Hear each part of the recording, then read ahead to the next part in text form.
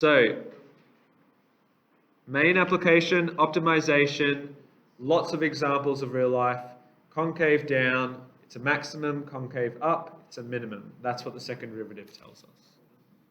Question. We've got two numbers and they're equal to 6. If you add them together, that's what sum means. Also, the sum of their squares is equal to a minimum.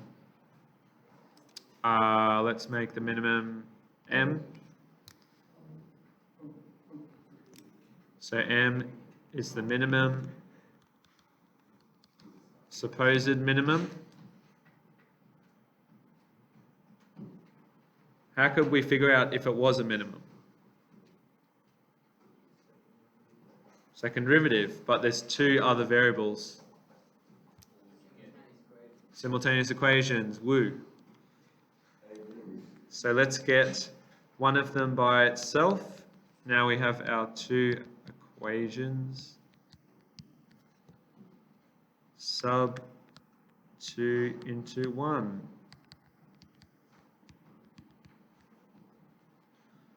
You now have one equation with two variables, so we can use the second derivative on that. Let's do the first derivative. So dm dx, x squared becomes 2x. What's this? Yep, so the derivative times by, so it's the chain rule, so negative 2 times by the inside brackets, because the power goes down, but you also got the derivative of the x, negative 2. Okay, so we're left with, okay, and let's do the second derivative.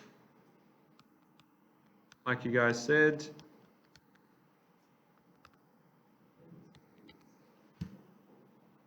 so is that greater or equal to or less than 0?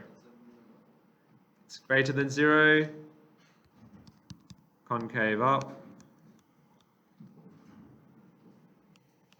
therefore a minimum. So we know it's a minimum. What else does the question say?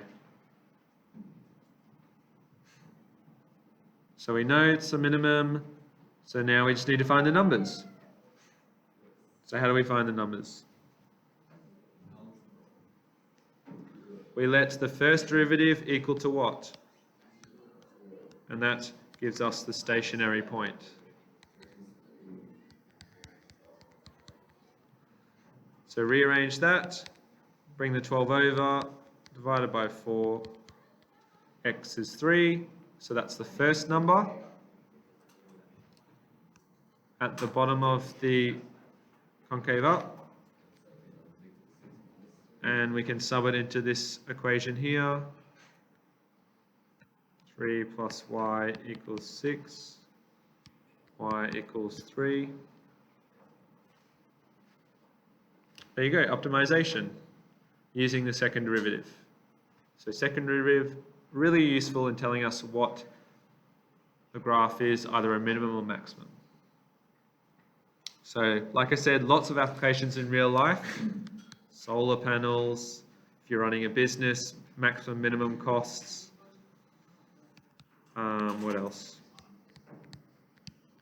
What else did I say? Filling up water tanks, I guess.